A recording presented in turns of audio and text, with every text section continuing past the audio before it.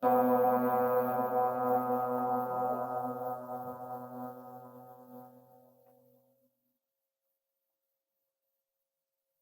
part of our meditation this evening, these words from the great Taoist master, Litsu. Empty your mind of all thoughts. Let your heart be at peace. Watch the turmoil of beings, but contemplate their return. Each separate being in the universe returns to the common source. Returning to the source is serenity.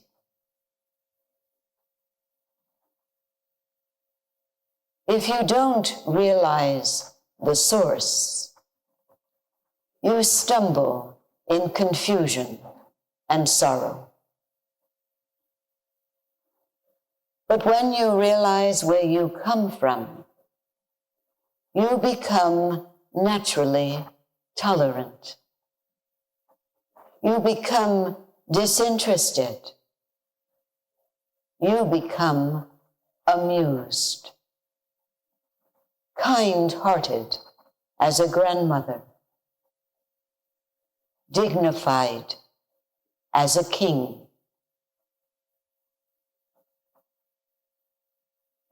Immersed in the wonder of the Tao, you can deal with whatever life brings you.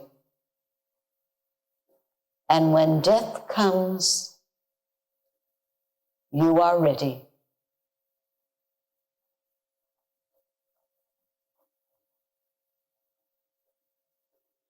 In order to be in that natural state of disinterestedness, amusement, detachment, we have to break free of this conditioned personality, the life of the body-mind entity. That's so easy to do when we approach this through meditation. For in meditation, thoughts may be coming, memories may be coming, but we know not to think about those thoughts, not to dwell on those memories. For this meditation is the meditation of yoga, where our individual consciousness is merged with supreme consciousness, going beyond the body, mind, and senses, beyond name and form, time and space. So in the next few moments, be as you really are. Here, now. Watching as a witness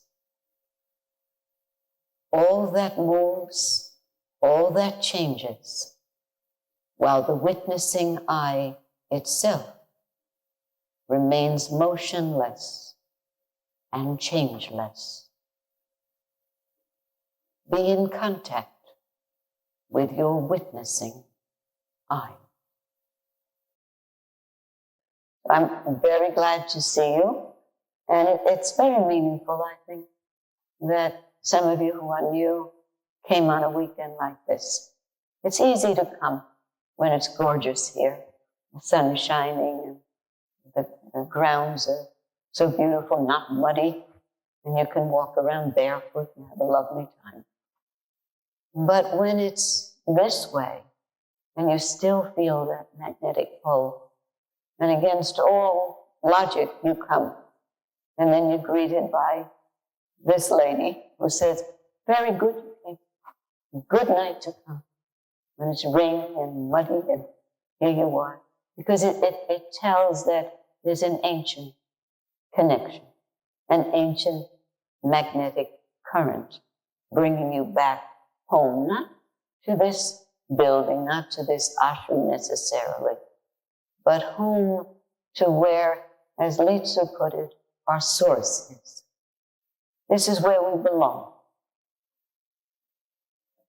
And how interesting that we're in this technological age and we find ourselves drawn back mysteriously, but through the internet. You know, it just doesn't seem to go, but it does go as long as it brought you here. So let's see what I'm reading first.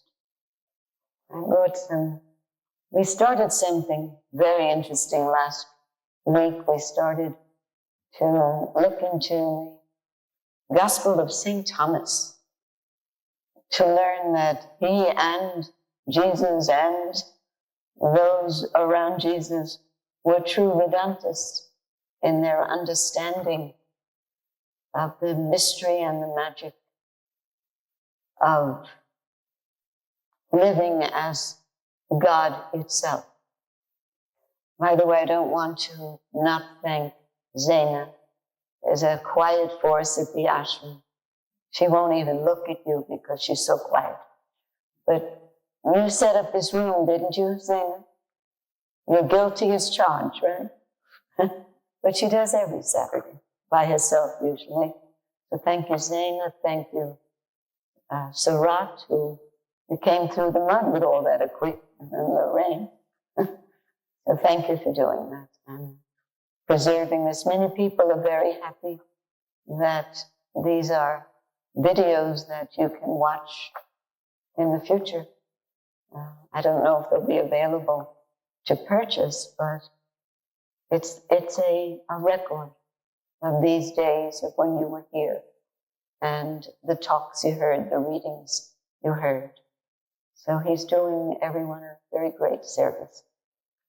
We were wondering how these teachings of Guruji could be recorded, videotaped for posterity, because we didn't have a Surat for 17 years since Guruji's passing, and we've been reading Guruji's work.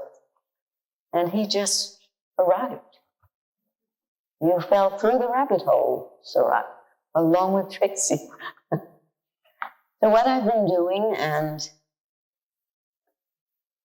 I'm about to read something that will bring Sri Brahmananda to life as a human being who lived in the world, fully enlightened being, but someone who would share with us his own journey, his own ups and downs, his own struggle to break with the life of body and mind, which was aided very much by his two enlightened gurus, Sri Bhagavan Das and Sri Gangeshwaranji. And Guruji always said that what went through him was what was transmitted and is being transmitted by all the great enlightened beings over the ages. And Guruji's disciples certainly know that as well. I certainly know that. I'm reading another section from the essay I read last week entitled Karma and Meditation. And this talks about karma, for those who are new, actually means action. The work we've done, good or bad. The actions we've taken, good or bad. And in this little excerpt, we find that the karmas of yogis, and by yogis, I meant those who are really walking the walk of yoga. They're really, as Hanumanji would say, talking the talk of yoga, living this life of yoga. We can call ourselves yogis because we study yoga, we practice yoga. But as you will hear, there is a dimension we reach at some point if we're sincere and we continue this journey. There's a point that we reach where we can say about ourselves, these are our karmas that are being spoken of here. The karmas of yogis have no comparison in the world. Their very act, all of their actions, are not for the sake of the common good, but also for the identity with the whole universe. I'm not going to run by that. I want you to think, what does that feel like? What does that feel like to you? What do you think this enlightened being means by that? This is not ordinary language. It's not the language we speak, but it is the language we understand because it's our ancient language. We've heard it before from all the gurus with whom we've sat. So listen again, 2 sentences, and tell me with great courage what you think they mean. The karmas of yogis have no comparison in the world. Their very act is not only for the sake of the common good, but also for the identity with the whole universe. So why is that different karma? It's being explained why there's no comparison in the world with the karmas of yogis. What makes that different from ordinary actions?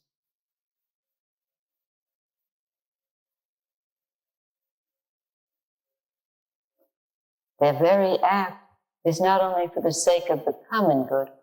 What is the common good? Human beings, right? Yeah, universally. That they act without seeing any differences in human beings. They act according to their nature, which is goodness. Their actions are not only for the sake of the common good, here's the tough one, but also for the identity with the whole universe. Their actions are done with the sense of identifying with the entire universe. The answer may have sounded, if they're acting for the sake of us, human beings, then that's it. That's the whole universe. No. Not only for human beings, but because of their identification with the whole universe. What does that mean? I'm not only reading it, I'm giving you broad hints. Not that I know, but when I read this at home, I read it, I type it, I meditate on it, so I have a sense of what he's saying. Gina, did you want to try?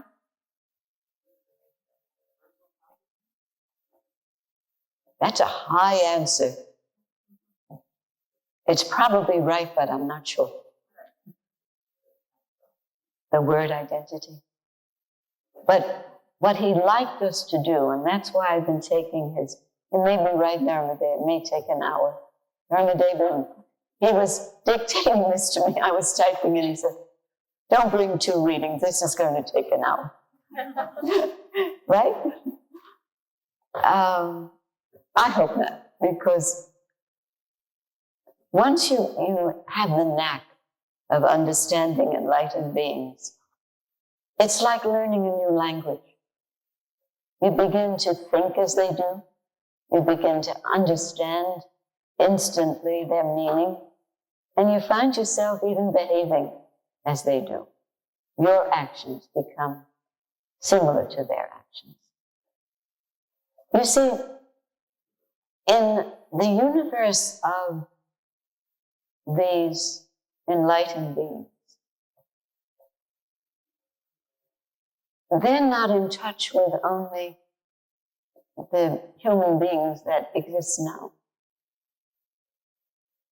They're in touch with all the souls. All the souls. Even animals have souls. They may not have a thinking mind, but they have souls.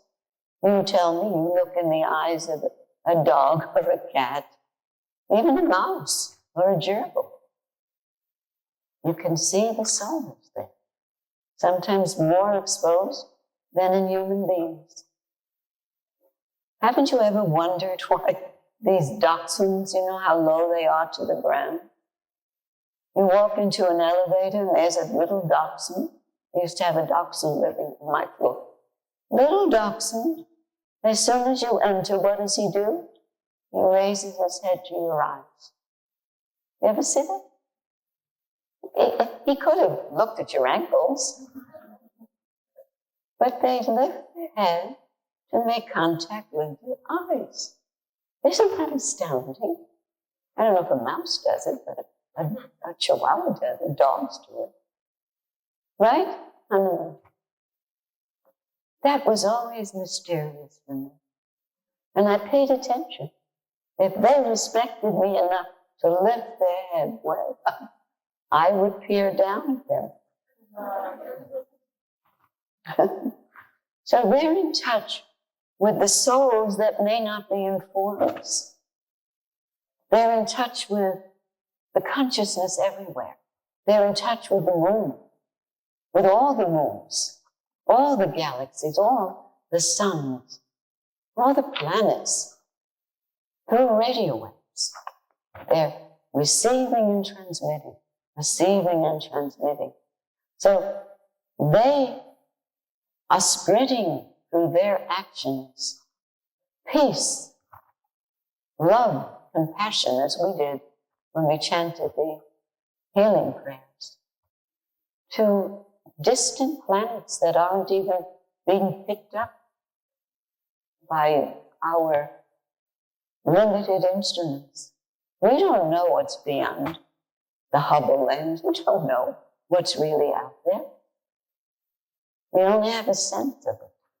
But there are galaxies that we don't know about, because there have to be galaxies. Go sometimes, whenever you feel bogged down in time and space on this planet, or in your little world, in Orange County or Westchester County or Manhattan, when it feels tight, too many people, go to the Museum of Natural History and watch through the Hubble lens as they show you these films, and see what a tiny speck the planet Earth is in space. Gives you a brand new perspective. It takes us out of our pettiness. We tend, all of us, and you know I never make myself an exception. Maybe less so than I was. But there's still pettiness in our lives, right? How many of you know there's still pettiness, smallness in your life? See, that's why you're here, because you're so honest. Like that. So I hope you understand that they're in touch with a universe we're only beginning through meditation to understand is out there. Their karmas, the karmas of yogis, are cosmic in nature. And their whole intention, their whole motivation is the betterment of national, international, and global conditions. Their intention, even their intention in taking form again, in manifesting again is not only to help us, but the avatars descend, the enlightened ones descend to meet the crises that the whole cosmos finds itself in. And just by their presence, let alone their teaching, but their presence already brings an opening to our hearts and to the hearts of people around us and the people around them. And it spreads and spreads and spreads. They just have to think of us. They just have to connect with us, and instantly we expand. I love one of the Rumi poems, which I may read at our benefit. I want to be with lions. I want to walk with lions. I'm so tired of cowardly, petty people. Don't you feel that way sometimes? Then I guess we have to come out of our own pettiness in order to attract those who are not, or not so much. So, whatever it seems to us, and sometimes we doubted, sometimes we questioned whether we should continue following this guru, because sometimes it was difficult to understand why we could start out with so much happiness and so much transformation and feeling that we're different people and that we're attracting positive energy. Everything was turning into roses. And then a couple visited me lately. They're in their early 60s, but very active. And up to the present time, they had been enjoying, they felt the grace of the Guru, Sri Brahmananda. They've been with him many years, and they live. They don't come here that often, but they come every now and then. And it was always delightful to see them because very big-hearted, very generous, very kind to everybody, giving scholarship money for the silent retreats and contributing to the construction of the ashram. They were just brimming over with happiness and gratitude for all that he had been given.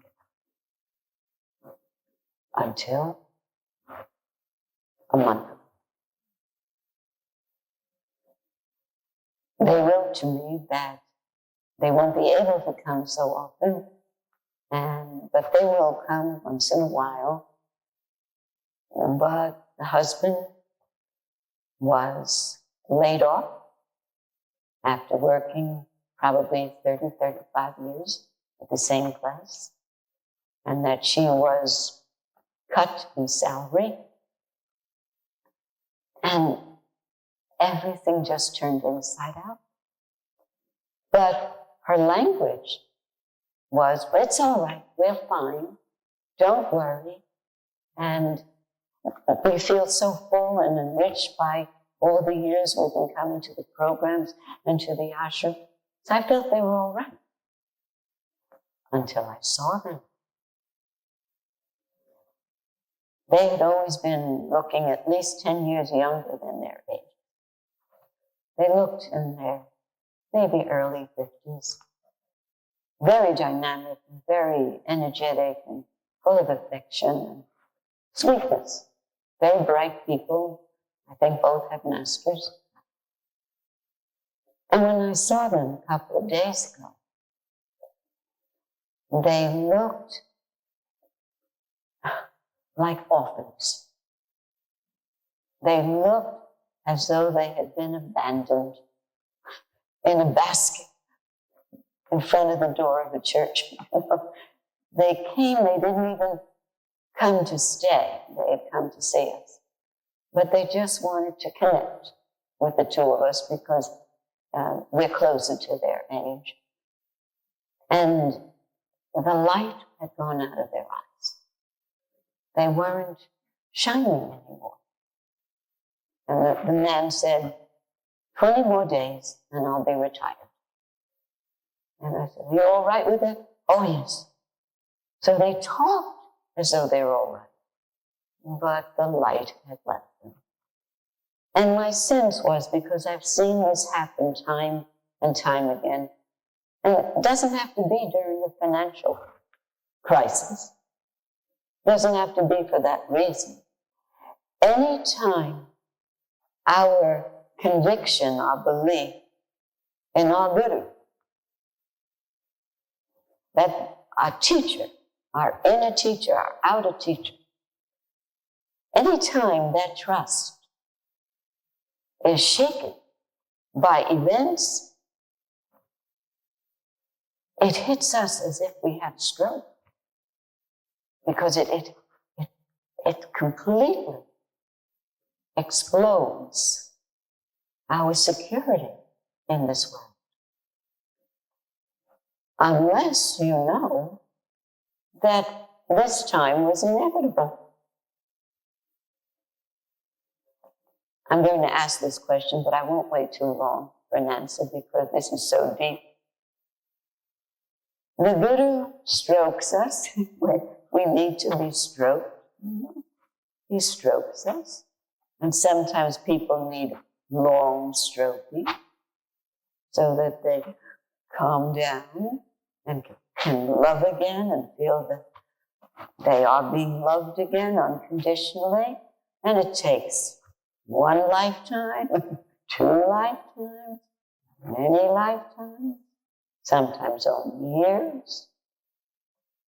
But it's inevitable that we will have this and then that. It's inevitable. It's waiting for the other shoe to drop. It's why Guruji had a famous phrase that he used. He would travel a lot, and then he would write, coming back for new inspiration, new perspiration. New perspiration, new inspiration. Because it was a charged atmosphere when he was around. What was this intended for? See, my head is so hard from all of those, I don't even feel that anymore. He gave me so many of those. Why? Breaking the trance. And what was that trance? Sleep. And the sleep, complacency. Well, sometimes, as with this couple, they had good luck, good luck, good luck. They had grandchildren, everybody's healthy. They did get a little warning because they almost lost someone in the towers. For hours, they thought he was gone. A fireman, their son. It was a wake-up call. But some people need the contrast, the challenge, to see if they can remain with these teachings and trusting this Guru through the tsunamis of life. If we can do that, then we can reach the final change, which is the transition between life and death and life again, without fear. Because we've ridden the worst of the storms, the worst of the waves, and still remain secure in the knowledge that what I am, what you are, really can never be destroyed by anything. So, why am I relating all of this to this? Because their karmas are cosmic in nature. Their whole intention is the betterment. If you read that and you understand that, then you know whatever comes down to you in life, whatever hardships you have to go through, it's a gift. It's a gift because at least attention is being paid to you to wake up. Attention is being paid. I'm saying instead of feeling we're abandoned, they look like 2 orphans. I felt like feeding them. They look pale and drawn and sad eyes, and the woman who usually puts some lipstick on, no makeup. They were mourning for their lost happiness or something. But I was pleased to see what made me happy. Even though it made me sad, I liked them very much. What made me happy? They came. Is that what you want to say, Jean? They were here. They were pulled here instead of, as so many have done in the past, getting angry, feeling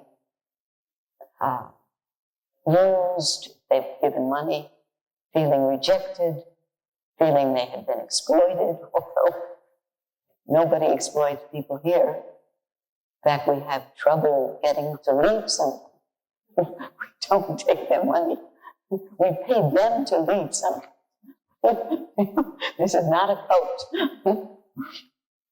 But I love what Gurdjieff is saying. He says, their karmas are performed to lead the way to ultimate reality, to ultimate truth. They are unconditional actions or karmas.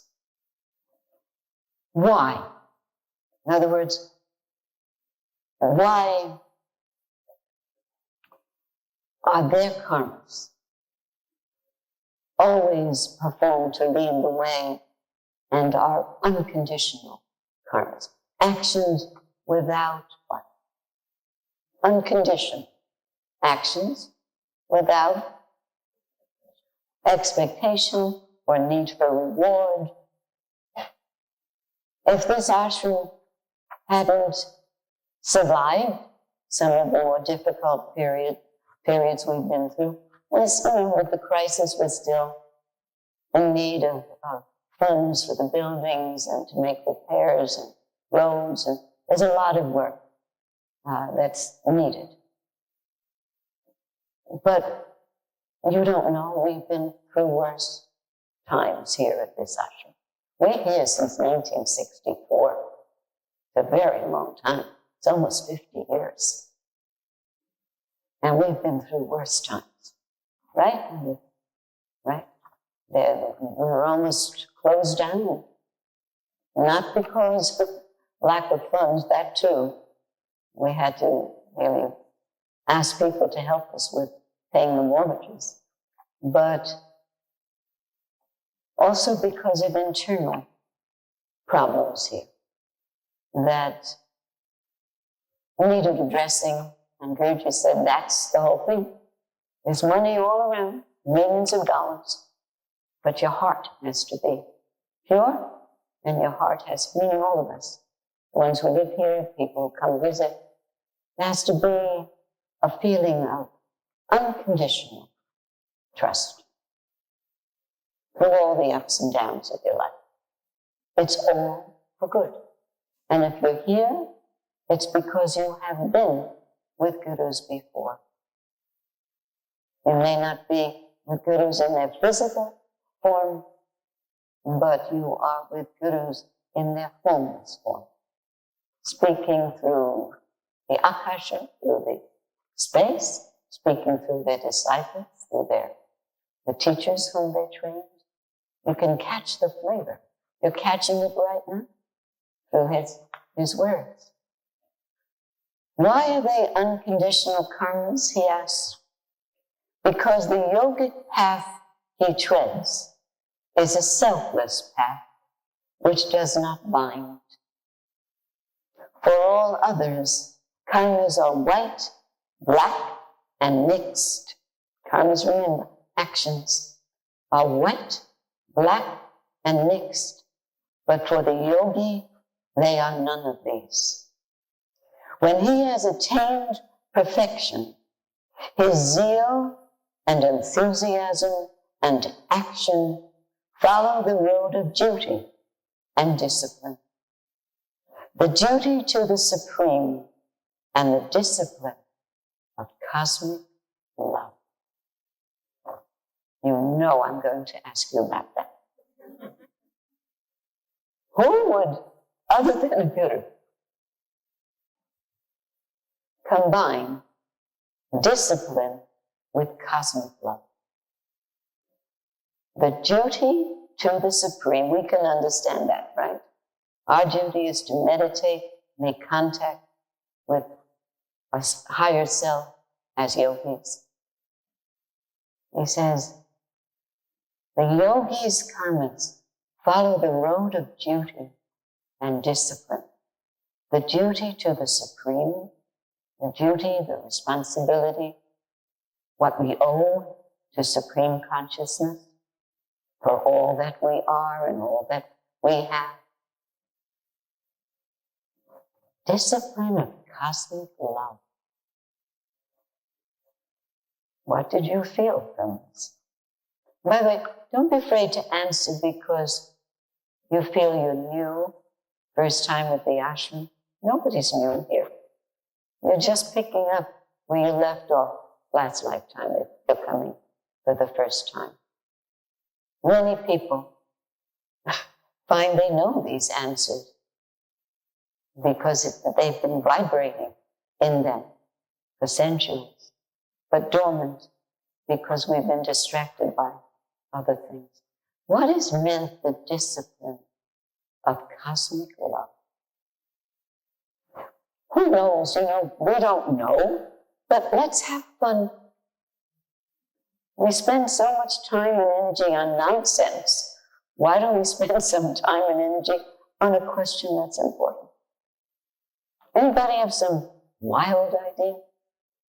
Lindsay, I can always count on you for wild ideas. Maybe, and that probably is wrong, but maybe the idea of in order to achieve the cosmic love, you have to be somewhat disciplined in how you're able to get there and connect with it through meditation, how you act in your daily life in order to connect with it. Good answer. Wrong. No, there are no wrong answers because nobody knows, Nobody knows. But you were talking more about the discipline that leads to cosmic love, right? Notice his words. The discipline of cosmic love. There's a little more subtle meaning there. Yes. Being vigilant with love.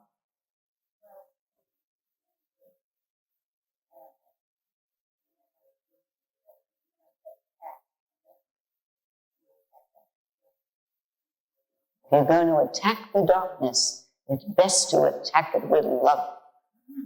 These are wild answers, aren't they? And, the great thing about Ananda, everybody's right. Because we don't know the truth, We're not there. Enlightened ones know. And he'd be smiling, laughing. He says, you are right. You are right. And if you said the opposite of the last person, say, you are right too. Everything's right because we're just touching this with the edge of our mind. Yes? Don't piggyback because you have to let her piggyback on you. And then I'll let you piggyback next.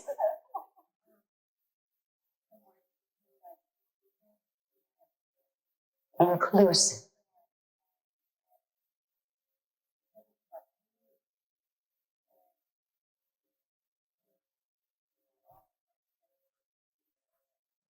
It's an all-encompassing thing. It doesn't fluctuate. And the discipline, you want to piggyback too?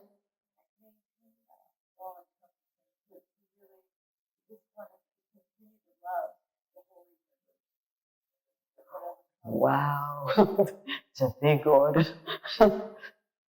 Let's say now, Dharmadev, my friend, my husband, a long time. He told me not to say anymore how long it is. Because then you'll know exactly how old we must be. That's a long time. More than 55 years. Good friends. Not always love. Because you can't love every minute of 55 or more years. But just taking your two answers. If I were to say, Laura, Dharmadev, I like what those two women said. So starting tomorrow, I'm going to discipline myself to love you more. I think he would say, oh, now I'm really in trouble. Now she's becoming disciplined. Because it just seems so opposite, to be in that state of unconditional love and at the same time discipline, but it doesn't make sense. And I guess it helps to be familiar with his many ways of describing different states that are indescribable. I mean, people, Karuna, Krishna, Bharati, people who've been here a long time with Gurji, we're smiling because we're having fun. There are no final answers, only answers that feel right, that we can identify with, relate to. And to me, when I meditated on this, duty to the Supreme, we have to pay back. We've received so much. We cannot neglect connecting with the Supreme. That's all the Supreme wants, is to have us back in our source. But this road involving discipline of cosmic love, there cannot be cosmic love without discipline. And what is that discipline? Remaining wide awake through the process of being in the here and now. What the Gita instructed us to do, to move into the witnessing eye, not to be flung about by the tides of good fortune or the tides of crisis. Witnessing is starting to be overused, but not if we're really trying to apply it. So no matter what's going on, we separate, and using this understanding that we heard just now, that nothing is happening to destroy us. That everything that is happening is designed to, and this I know, he said, designed to wake us up. Everything is designed to wake us up. I wrote a title on the board for tonight's program, and it is, who remembers it? Postponing, who said? Postponing freedom. Postponing our freedom. We do it every day. I love the title, and there's a little girl, Katie, the receptionist. She's very tiny in the office, very sweet. And are you here, Katie? No? Okay, sometimes she comes. She's very sweet. She says every Saturday, what's the title? She loves the titles. And I told her, could you write this on the board? Postponing our freedom. We do that, don't we? And she loved that title too. And she gets something just from writing the title on the blackboard. But we postpone our freedom every day because our freedom lies only, you can finish that, in the here and now. Nowhere else. Nothing will give us freedom outside. In fact, the more we attach ourselves, the more we're dependent on the material world, including people, for that freedom, for that joy, for that ecstasy that we find is our natural state when we're beyond the body-mind entity in terms of the past and not connected through worry, projecting into the future. So it gives a different meaning to the discipline of cosmic love. It means just being awake. Just being awake. Because when we're awake, not only is that state in the here and now the state of freedom, but the state of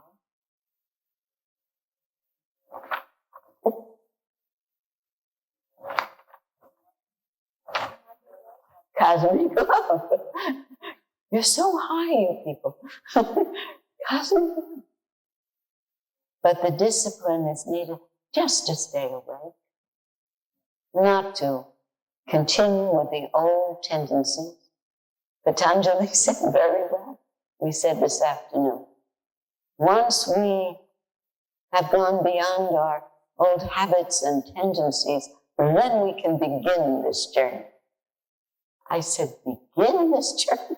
Once we've gone beyond the tendencies? Yes, that's the beginning of our journey. And hopefully once we've gone beyond the body, mind, personality, it will be escalated. We're used to say, come aboard my rocket ship. But once you're on, you can't get off. A rocket ship is a rocket ship.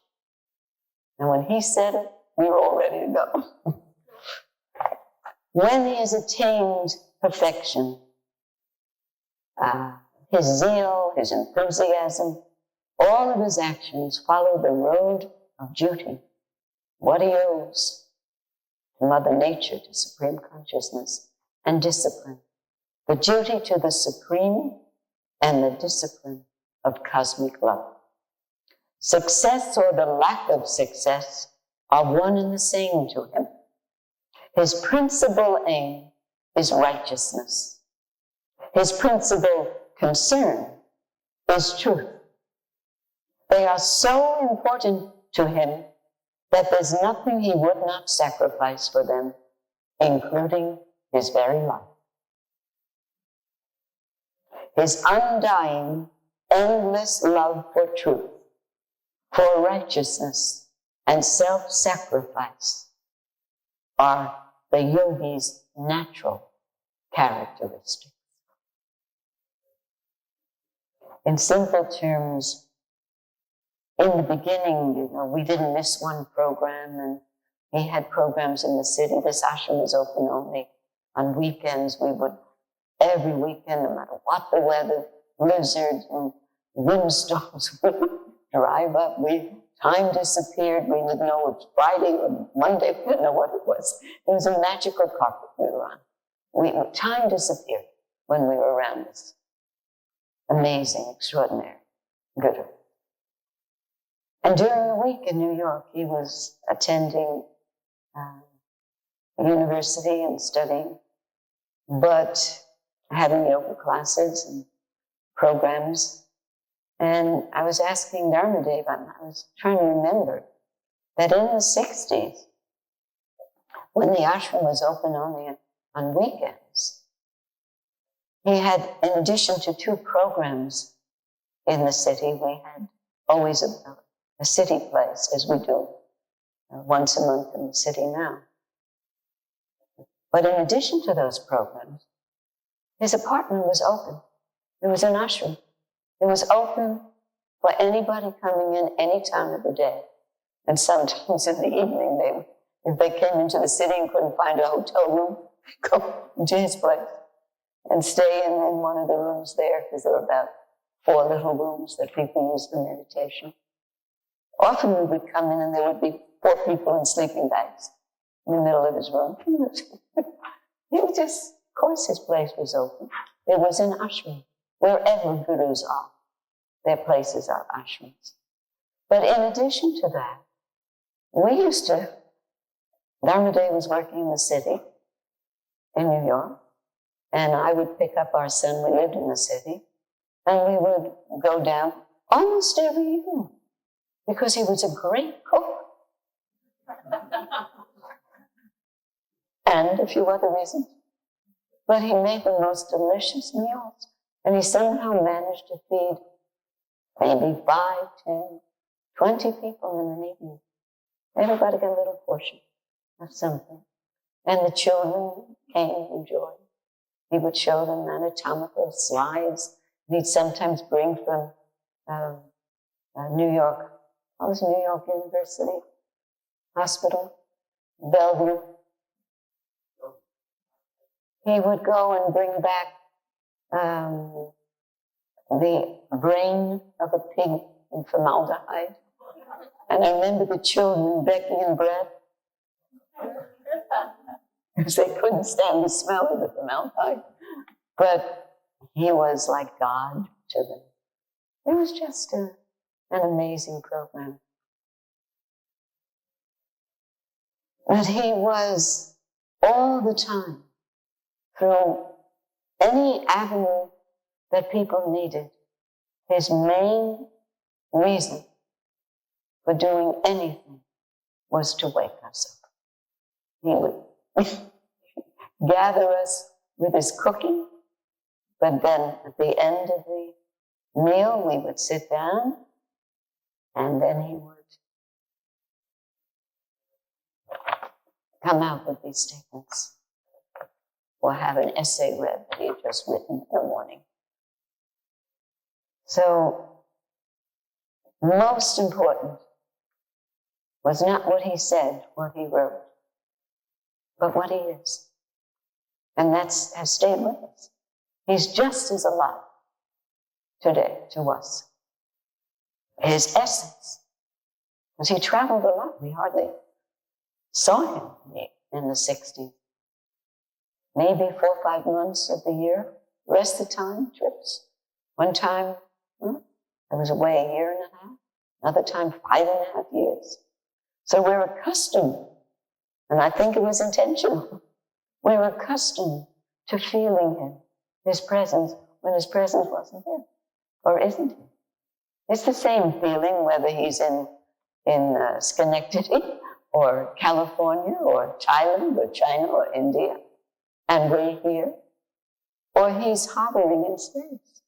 Our relationship with him is through frequency. I better stop because I'm too hot now. I'm just starting to talk the way he did, and then you're going to start asking questions, and I won't. But, so he jumps inside of us sometimes, and we begin to perceive these things that are beyond our mind's capacity. But I know from your laughter and your smiles and nodding of your head that you're getting this. It's familiar to you. And at least, as he often asks, at least it's making you happy. Right? Your studies in the university didn't make you as happy as this. I know. 20 after. So take a deep breath. And now as you breathe out, release all the language, all the words. This will only be 60 seconds. So feel yourself letting go and opening up to this now.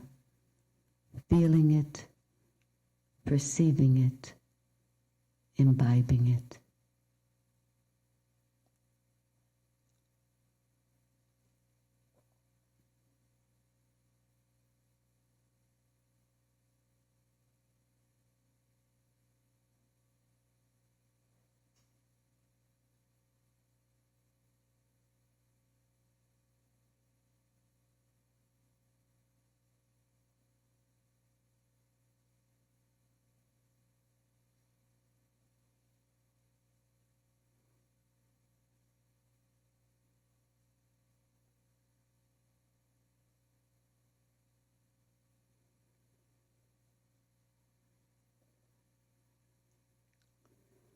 Sometimes it only takes 1 minute to reconnect with your real life, your real home. I am that I am. That is our home. Krishna Devi, would you lead us in our traditional prayer?